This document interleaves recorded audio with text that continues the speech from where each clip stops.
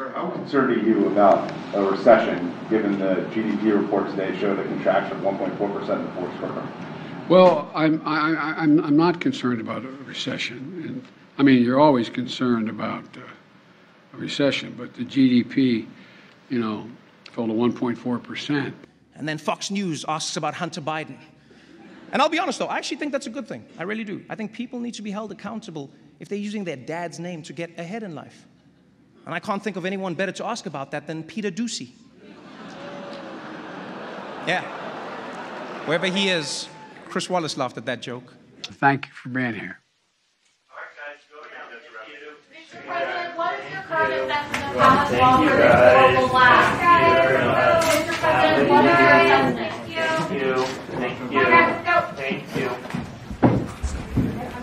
Kamala Harris felt disrespected. Here's one anecdote you have. Harris worried that Biden's staff looked down on her. She fixated on real and perceived snubs in ways the West Wing found tedious. When Harris walked into a room, the White House staff did not stand up the way they did for Biden. The vice president took it as a sign of disrespect. What was astonishing here is apparently there was a meeting about this. Yes, the chief of staff to Kamala Harris telephoned the West Wing and told a senior advisor in the West Wing to Biden, the VP has noticed this, and she would like folks to stand, staff members to stand when she enters the room. So Secretary Mayorkas said that he was not familiar with statements that she had made surrounding the Hunter Biden laptop. And I'm just wondering, how is she hired if you in the White House are not familiar with her, if Mayorkas is not familiar with her statements? What's the process? She's an expert on online disinformation. She was formerly in the Wilson Center's she was formerly a disinformation fellow at the Wilson Center. She's testified before Congress as well as the United Kingdom and European. Any hiring decisions are up to the Department of Homeland Security, but this is a person with extensive qualifications. This is a really simple question, Counselor. Black man in America every single day. You said it at Princeton. Senator, I said it in my role as an advocate. Oh, okay. You didn't mean it. Senator, I said it in my role as an advocate to make a rhetorical point. So when you say something that's incorrect, it's okay to excuse it by saying, oh, I was being an advocate?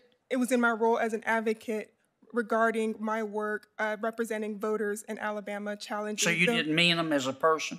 I made them in my role as an advocate. Do you mean them as a person? I'm not asking you in your role as an advocate. Do you believe... Senator, in my role as an advocate, I have... Ma'am, I'm not asking you about this. It wasn't the case.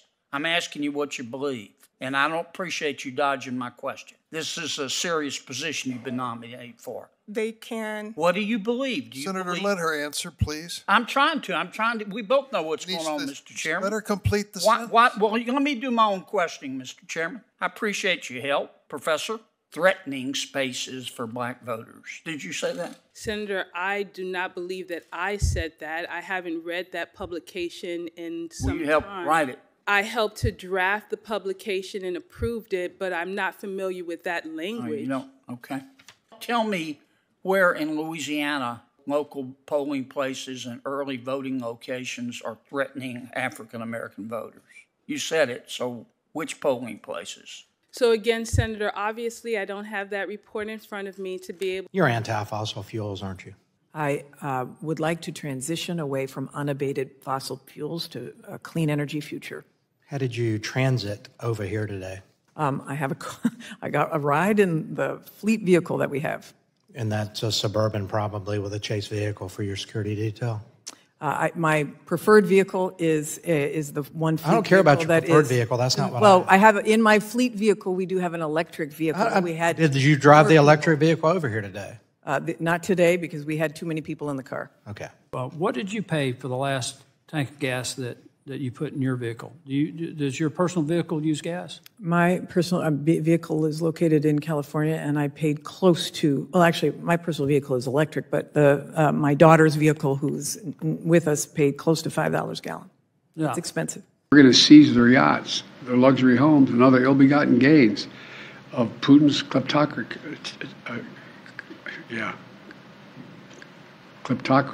and the guys who are the kleptocracies. Parenthetically, if you think about it, what was the reason why we led the world beginning around 1905, 6, and 7, and 8? Your budget request reduces the amount of bed space you request to detain people. Isn't that right?